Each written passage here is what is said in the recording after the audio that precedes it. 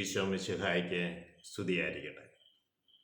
ഈശോ മിശിഹായിൽ സ്നേഹിക്കപ്പെടുന്ന മാതാപിതാക്കളെ, സഹോദരങ്ങളെ, പ്രഭാതത്തിൽ ദൈവത്തിൻ്റെ അനന്തമായ സ്നേഹവും കൃപയും സൗഖ്യവും നമ്മുടെ ജീവിതത്തിൽ വന്ന് നിറയട്ടെ എന്ന് പ്രാർത്ഥിക്കുന്നു.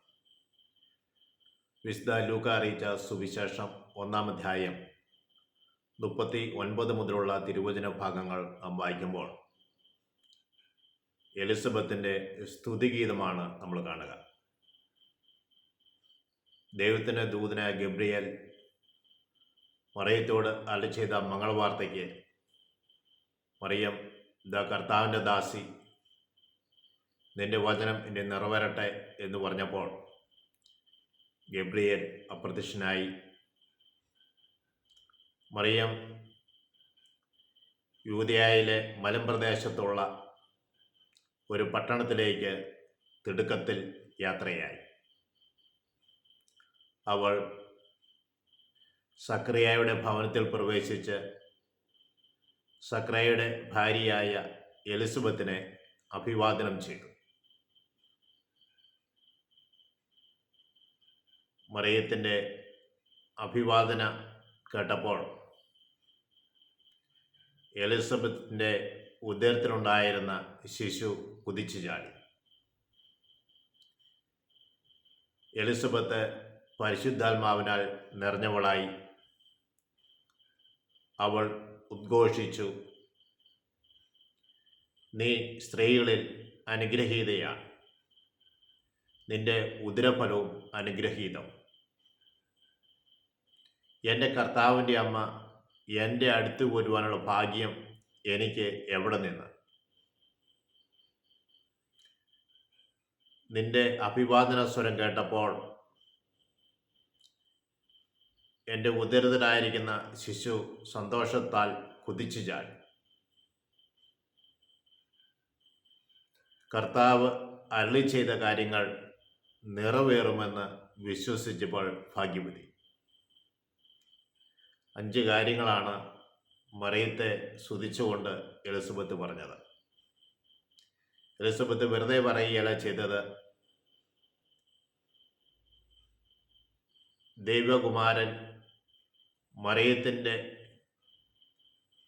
ഉള്ളിൽ ആയിരുന്നപ്പോൾ, മറിയം അവിടെ ചെന്നപ്പോൾ മറിയത്തിലുണ്ടായിരുന്ന ആത്മാഭിഷേകം എലിസബത്തിലേക്ക് പകരപ്പെടുകയും എലിസബത്ത് പ്രവചിക്കുകയുമാണ്. അല്ലെങ്കിൽ എലിസബത്ത്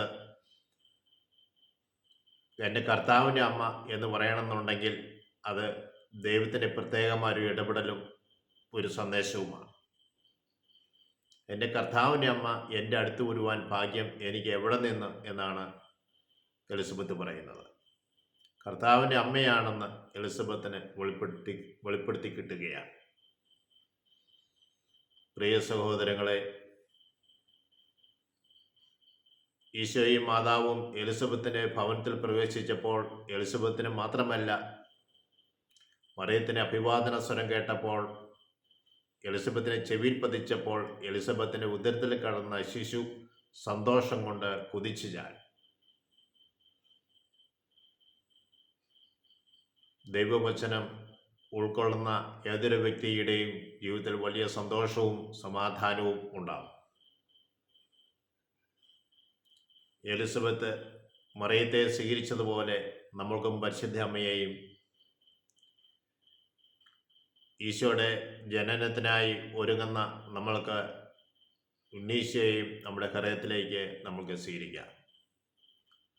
ഓരോ ക്രിസ്തുമസും നമ്മളെ സംബന്ധിച്ചിടത്തോളവും 2000 വർഷങ്ങൾക്ക് മുമ്പ് നടന്ന ഒരു സംഭവം മാത്രമല്ല, 2000 വർഷങ്ങൾക്ക് മുമ്പ് നടന്ന ഈ സംഭവം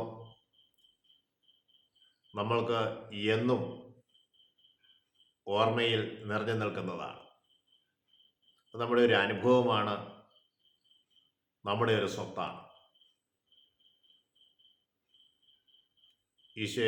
ഉണ്ണീശയെ പിറക്കുവാൻ വേണ്ടി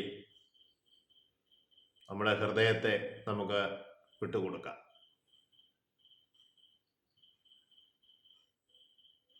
എന്നെ വിശുദ്ധീകരിക്കണമേ എന്ന് പ്രാർത്ഥിക്കാം.